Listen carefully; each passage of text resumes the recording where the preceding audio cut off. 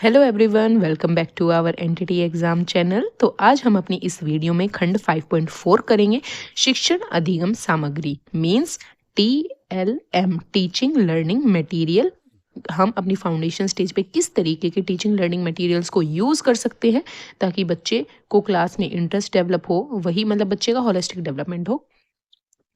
तो शुरू करते हैं लेके माँ सरस्वती का नाम आज के अपने अध्ययन को। फाउंडेशन स्टेज में बच्चे तब ज़्यादा सीखते हैं जब वे कई इंद्रियों का उपयोग करते हैं और सक्रिय रूप से अपने हाथों का उपयोग करते हैं। खेलने के लिए साधारण खिलौनों से लेकर गिनने और संख्या ज्ञान के लिए जोड़ तोड़ वाली सामग्री तक इस चरण के विभिन्न प्रकार के टीएलएम आवश्यक हैं। इस आयु वर्ग के बच्चों द्वारा उपयोग की जाने वाली सामग्री आकर्षक, सुरक्षित होनी चाहिए। चूंकि 3 साल के बच्चे चीजों को अपने मुंह में डालते हैं, इसलिए यह महत्वपूर्ण है कि सामग्री और रंगों को उचित रूप से चुना जाए और ऐसे रंग ना हो जो विषाक्त हो। मतलब बच्चे अपने मुंह में ले या हाथ से भी यूज करें तो वो बच्चों के लिए मतलब किसी भी तरीके का नुकसान न पहुंचाए। चुनी गई सामग्री के साथ बच्चों को अन्वेषण करने मतलब खोज करने और प्रयोग करने के पर्याप्त अवसर मिलने चाहिए। टिकाऊ और अच्छी तरह से बनाई गई सामग्री रफ उपयोग की अनुमति दे और भविष्य में उपयोग के लिए भी उपलब्ध होगी। जहां तक संभव हो सके चुनी गई सामग्री स्थानीय रूप से निर्मित मतलब आसपास की लोकेलिटी से ही निर्मित होनी चाहिए, स्थानीय रूप से उपलब्ध होनी चाहिए और इसे आसानी से बदला जा सके। टीएलएम में खरीदी गई सामग्री स्थानीय रूप से निर्मित सामग्री, शिक्षकों द्वारा बनाई गई सामग्री, यहाँ तक कि बच्चों द्वारा बनाई गई सामग्री भी शामिल हो सकती है। देखो, ऐसा नहीं है कि टीएलएम वही है जो ज्यादा कॉस्टली है या जो बाहर से ही बन गया, नहीं। अब किसी भी चीज को टीएलएम के रूप में यूज कर सकते हो, चाहे वो स्थानीय हो, चाहे वो बच्चों द्वारा बनाई गई हो, चाहे वो टीचर द्वारा बनाई गई हो। तो ये पॉइंट इंपॉर्टेंट है।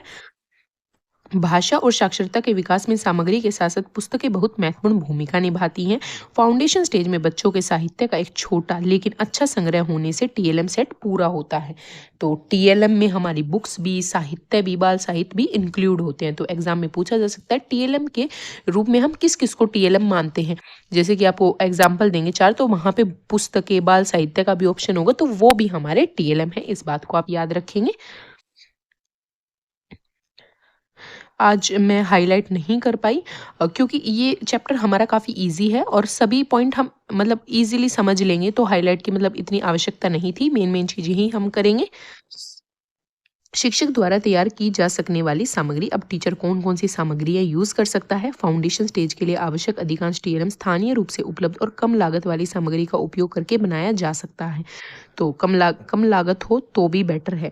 शिक्षकों को स्थानीय रूप से उपलब्ध सामग्री से सरल टीएम बनाने की क्षमता विकसित करनी चाहिए ताकि टीएलएम सरल हो और कॉस्टली भी ना हो।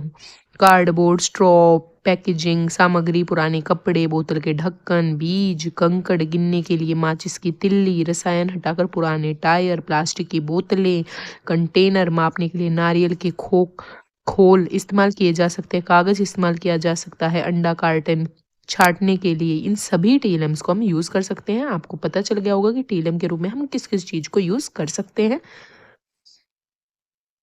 सामग्री जो बच्चों द्वारा तैयार की जा सकती है। बच्चे अपनी कला और शिल्प कार्य के हिस्से के रूप में सरल टीएलएम बना सकते हैं। शिक्षक इस्तेमाल की जाने गए कपड़ों को नरम कपड़ों के गोले, कठपुतलियां और खेलने के लिए खिलौने बनाने के लिए ले सकते हैं। छोटे बच्चों के लिए साधारण खिलौने, पहेलियां और बोर्ड गेम बनाना बहुत ही आकर्षक गतिविधि होती है और वे इन सामग्रियों को डिजाइन करने और बनाने में विकास के सभी क्षेत्रों को नियोजित कर सकते हैं। तो बच्चे भी हमारा टीएलएम बना सकते हैं। बाजार से खरीदी जा सकने वाली सामग्री अब कौन कौन सी है, इसकी लिस्ट यहाँ पे आपको दी गई है, इसे आप पढ़ सकते हैं। रंगीन मोती और तार, लेजिंग बोर्ड, अलग अलग आकार की गेंदें हो सकती हैं, डॉट और नंबर, डोमिनोज, वर्णमाला और नंबर कार्ड, कहानी की किताबें, चित्र वार्तालाप सेट, रसोई सेट, मॉडल, फल और सब्जियों का मॉडल जो प्लास्टिक का होता है, डॉक्टर सेट हो गया, डफली या छोटा ड्रम हो गया। तो ये सारी हमारी बाजार से खरीदी जाने वाली टीएलएम्स हो गए, जिनको आप देख सकते हैं। कक्षा 1 और 2 के लिए गणित के टीएलएम अब क्या क्या हो सकते हैं वो देखते हैं हम। अब यहाँ पे काउंटर्स कुछ भी हो सकते हैं जिन्हें गिना जा सकता है। काउंटर्स में क्या क्या आएंगे हमारा, कंकड़, बीज, इंग्लिश में भी इसे काउंटर ही कहेंगे, ठीक है। बटन, फलियां, अनाज, दालें, मोती, पुराने कार्डबोर्ड, पैकिंग सामग्री का उपयोग करके भी साधारण काउंटर बनाए जा सकते हैं। देखो ये काउंटर के आपको एग्जाम्पल्स दिए गए हैं। तिल्ली बंडल, बंडल स्टिक कहते हैं इसे। तिल्ली बंडल मोटे तौर पर एक ही आकार के किसी भी स्टिक से बनाए जा सकते हैं। देखो आप देखो, ये तिल्ली बंडल है जो अलग अलग प्रकार की शेप की स्टिक से बनाए गए हैं। टहनियों, पुआल, घास, नारियल की झाड़ू की तिल्लियां लगभग 10 सेंटीमीटर के, मतलब किसी भी चीज से आप बना सकते हैं इन तिल्लियों को। गणित माला, इंग्लिश में भी इसे गणित माला ही कहेंगे। पूर्ण संख्या और संक्रियाएं या अन्य चीजों को सीखने के लिए उपयुक्त 2 रंगों में 100 मोतियों की माला को पूर्णांक के लिए 4 रंगों वाली माला तक बढ़ाया जा सकता है। देखो ये गणित माला आपको इस तरीके की है। एरो कार्ड, संख्या कार्ड जो स्थानीय मान को समझने में मदद करते हैं। ये आपको एरो कार्ड दिखाए गए हैं, जैसे 20 का, 300 का, ये एरो कार्ड होते हैं इस तरीके के। ये हमारे गणित के टीएलएम हैं, याद रखेंगे। फ्लैट्स लॉन्ग यूनिट, पूर्ण संख्या के लिए 2D बेस 10 सामग्री है। ये है हमारी फ्लैट लॉन्ग यूनिट। आकृति cut out, shape cut out, cardboard में कटी हुई ज्यामितीय आकृतियों की समझ विकसित करने में मदद करती हैं। देखो ये हमारी कार्डबोर्ड से काटी गई आकृतियां हैं जो बच्चों को शेप्स की अंडरस्टैंडिंग डेवलप करने में मदद करेंगी। स्ट्रो मॉडल, कोण और भुजाओं के लिए मॉडल होता है। ये आपसे एग्जाम में पूछा जा सकता है। स्ट्रो मॉडल का यूज हम किस लिए करेंगे, तो कोण और भुजाओं को समझाने के लिए हम स्ट्रो मॉडल का यूज कर सकते हैं। एंगल्स एंड पॉलीगन्स, किसी को हिंदी में समझना आए कि कोण और बहुभुज क्या होते हैं, तो एंगल्स एंड पॉलीगन। पॉलिनोमीज, यह एक लोकप्रिय पहेली है। देखो आपने भी अपने मतलब टाइम में इससे खेला होगा, मैंने तो खेला था।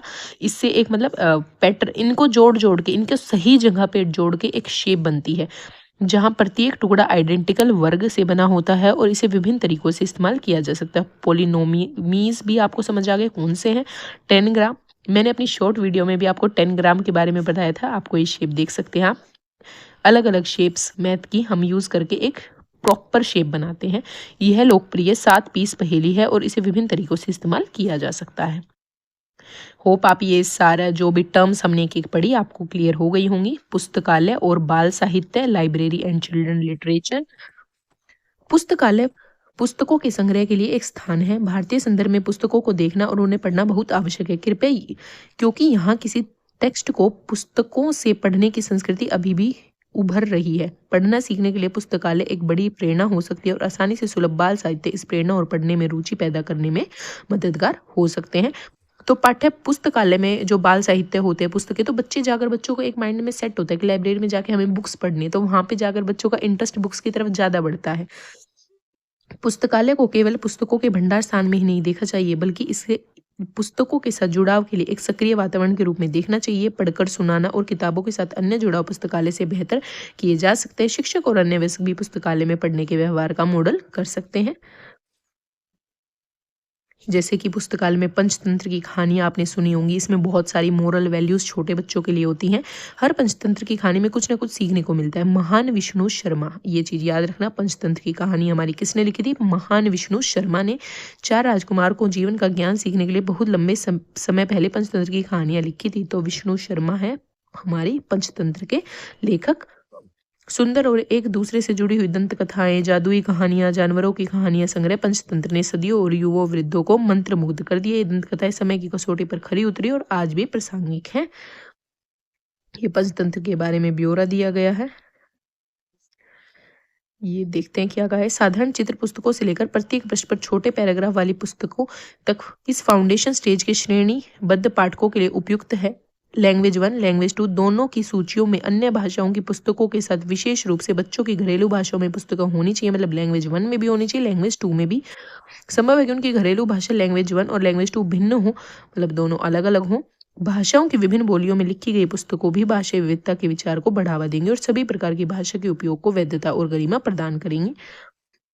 उपयोगी संस्कृति, यूजेस कल्चर, जितना जरूरी है स्कूल में सामग्री और पुस्तकों का भंडारण, उतना ही जरूरी है सामग्रियों के उपयोग में देखभाल और रखरखाव की संस्कृति पर जोर देना।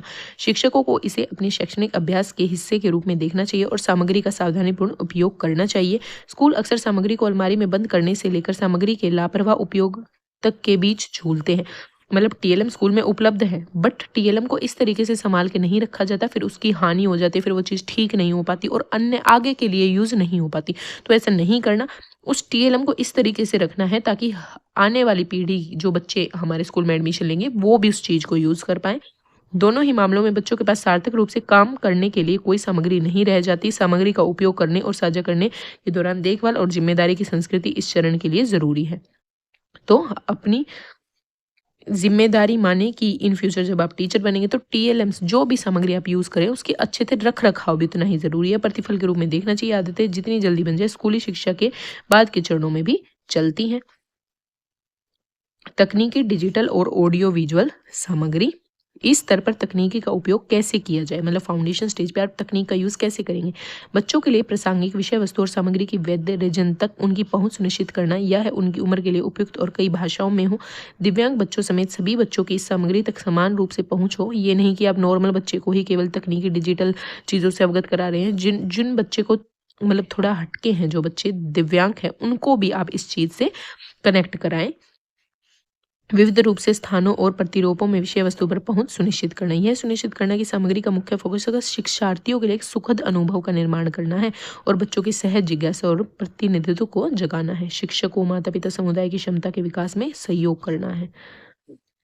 विषय वस्तु, प्रारूप और पहुंच में विविधता आ जाती है अगर हम टेक्नोलॉजी का यूज करते हैं। मल्टी मॉडल पहुंच के लिए विषय वस्तु के विभिन्न प्रारूप है। ऑडियो सुनने के कौशल को बढ़ाएगा और भाषा के विकास में सहायता करेगा। वीडियो दृश्य आकर्षक है। सुलभ डिजिटल स्वास्थ्यों में टेक्स्ट हो सकता है, चित्र के साथ टेक्स्ट हो सकता है, इंटरेक्टिव कंटेंट हो सकता है, खेल, पहेलियाँ, क्विज, संवैधानिक, वास्तविक, आभासी, वास्तविक आधारित विषय वस्तु जो बच्चों और वयस्कों को किसी घटना, स्थान, अनुभव या आभासी अनुभव दे सकता है।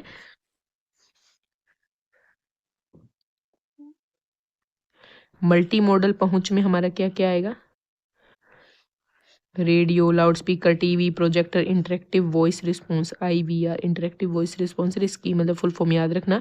स्मार्टफोन, टैबलेट, कंप्यूटर, स्मार्टफोन, सहायक तकनीकें। तो ये हमारी हमारी मल्टी मॉडल एड्स हैं। तकनीकी आधारित टीएलएम के विभिन्न प्रकार क्या हो सकते हैं? तो क्या क्या हो सकते हैं? वीडियो कंटेंट और ऑडियो विजुअल कंटेंट से अलग आयु उपयुक्त और संबंधित ऑडियो कंटेंट शिक्षकों, अभिभावकों, समुदाय के लिए उपयोगी सहायता होता है। उन्हें बाल वाटिका, आंगनबाड़ी और स्कूलों तक पहुंचाया जाना चाहिए। मनोरंजक तरीके से समझाए गए अपरिचित विचार बच्चों की शब्दावली और पृष्ठभूमि ज्ञान के निर्माण करने में मदद करेंगे। परिवार, जानवर, ब्रह्मांड, ग्रह, भोजन, प्रकृति तथा विषयों का पता लगाया जा सकता है। बच्चों को हम एनिमेटेड रूप में चीजें दिखा सकते हैं ऑडियो विजुअल के थ्रू।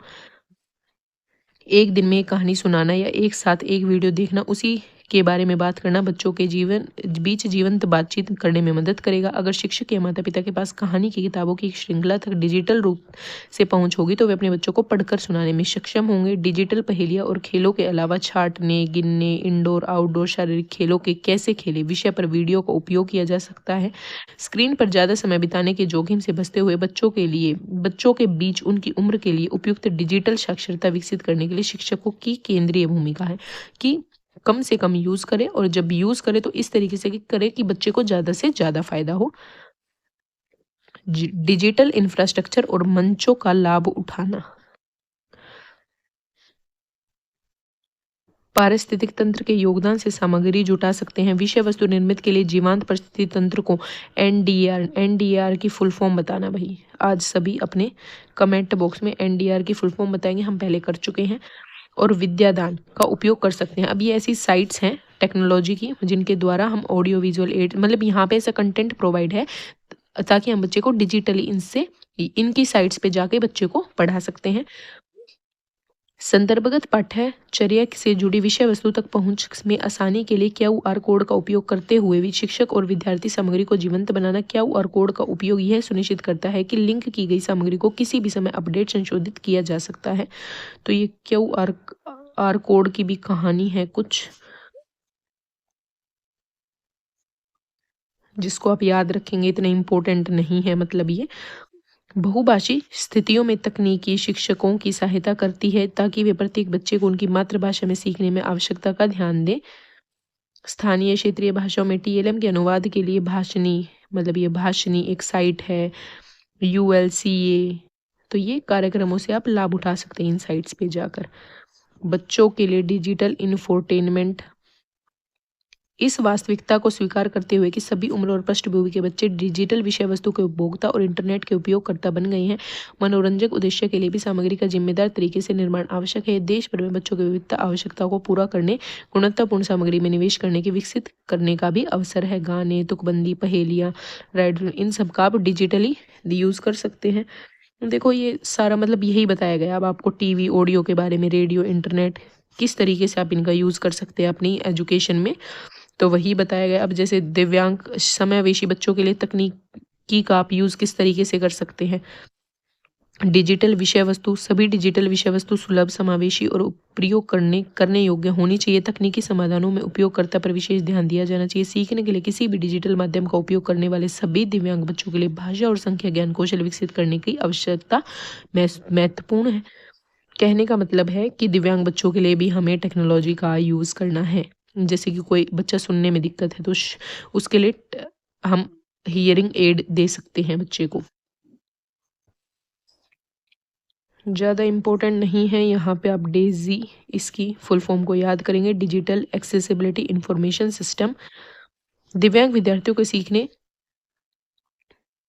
सीखने की ज़रूरतों को पूरा करने के लिए विशेष रूप से curated e content, audio, video, ISLR, Indian sign language और अन्य डिजिटल प्रारूप जैसे EQB, clip books, interactive digital access, इन सारी साइट्स का यूज़ कर सकते हैं। ये थोड़ा याद रख लेना। ECC में डिजिटल तकनीक का उपयोग करने में सावधानी। अब क्या सावधानी बरतनी है भाई? बच्चों के डिजिटल अधिकार समानता के लिए आवश्यक है। प्रत्येक बच्चे की तकनीकी भागीदारी और उपयोग के अधिकार उस तक पहुंच है। सुरक्षा और भागीदारी के बीच एक संतुलन दृष्टिकोण सुनिश्चित किया जाना चाहिए। बच्चे को सूचना, स्वतंत्र और गोपनीयता का अधिकार है और दुर्व्यवहार और नुकसान से सुरक्षा का भी अधिकार है। डिजिटल वातावरण पर पहुंच को सक्षम करने में भेदभाव रहित, साथ ही साथ उनकी गोपनीयता, सुरक्षा और दुरुपयोग में सुरक्षा सुनिश्चित करना है। बाल अधिकार पर संग्रह राष्ट्रीय आयोग ने 2021 में बच्चों को डिजिटल अधिकार पर सामान्य टिप्पणी 25 को अपनाया और निम्नलिखित, मतलब ये हमारे बाल अधिकार संयुक्त आयोग 2021 में ये दी गई थी। गैर भेदभाव, बच्चे को भेदभाव से बचाया जाना चाहिए और उनके उचित व्यवहार किया जाना चाहिए, चाहे वे कोई भी हो। बच्चों का सर्वोत्तम हित, कोई भी निर्णय लेते समय वयस्क, सरकार या वयस्कों सहित को भी नहीं करना चाहिए जो बच्चों के लिए सबसे अच्छे हो, न कि स्वयं के लिए। पढ़ लेना गाइस, समझ आ जाएगा। इम्पोर्टेंट है नहीं जो मैं आपको इस चीज पे ध्यान दिलाऊं। यूनिसेफ द्वारा अनुशंसित और NDA द्वारा स्वीकृत बच्चे की गोपनीयता, उसके व्यक्तिगत डाटे की सुरक्षा का अधिकार है। बच्चों को उनकी प्रतिष्ठा पर हमले के शिकार नहीं होने का अधिकार है। बच्चों को निजता और स्वतंत्र अभिव्यक्ति के लिए अधिकारों के उल्लंघन और दुर्व्यवहार और उनकी प्रतिष्ठा पर हमले के लिए उपचार प्राप्त करने का अधिकार है। अन्य चिंताएं, बच्चों द्वारा डिजिटल तकनीक का उपयोग करने में लगने वाले समय और उनकी शारीरिक गतिविधि और मानसिक स्वास्थ्य पर इसके प्रभाव के बारे में कई चिंताएं भी उठाई गई हैं। साक्ष्य बताते हैं कि डिजिटल तकनीक के माध्यम से नियंत्रित उपयोग बच्चों के मानसिक स्वास्थ्य के लिए फायदेमंद हो सकता है, जबकि अत्यधिक उपयोग हानिकारक है। कहने का तात्पर्य ये है कि डिजिटली यूज करना है बट थोड़ी मात्रा में। क्यों? क्योंकि हमारे बच्चे फाउंडेशन स्टेज पे हैं, 3 to 8 ईयर्स के बच्चे हैं। ज़्यादा डिजिटल यूज नहीं करना क्योंकि उनकी हेल्थ पे, उनकी आइज पे बैड इम्पैक्ट पड़ेगा। तो हमारा चैप्टर हो गया है फिनिश। हमारा 5.4 भी हो गया। ज़्यादा इंपॉर्टेंट नहीं था, मोटा मोटा हमने देख लिया। और पहले हमारे स्टार्टिंग के चैप्टर्स काफ़ी इंपॉर्टेंट थे। कुछ कुछ टेक्निकल चीज़ें बीच में आ जाती जो हमें ध्यान रखनी होती है। जैसे यहाँ पे डेजी की फुल फॉर्म आई, NDR की फुल फॉर्म आई, तो ये कुछ कुछ चीज़ें इसलिए हम कुछ भी स्किप करके नहीं चल रहे। A to Z चीज़ें हम देख रहे हैं ताकि कोई भी चीज़ अगर बीच में आए तो हम उसको साथ साथ कवर कर लें। तो लेके माँ सरस्वती का नाम, करते रहिए अपने अध्ययन को जोरों शोरों पे से, क्योंकि आपका एग्जाम आने वाला है। मिलते हैं नेक्स्ट वीडियो में। आज के लिए बस इतना ही। और गाइज एक बात मैं बता देती हूँ, समय की कमी इतनी है कि मेरे को वीडियो बनाने के लिए दिन में बिल्कुल टाइम नहीं बनता मिलता। मैं आपके लिए रात को वीडियो बनाती हूँ।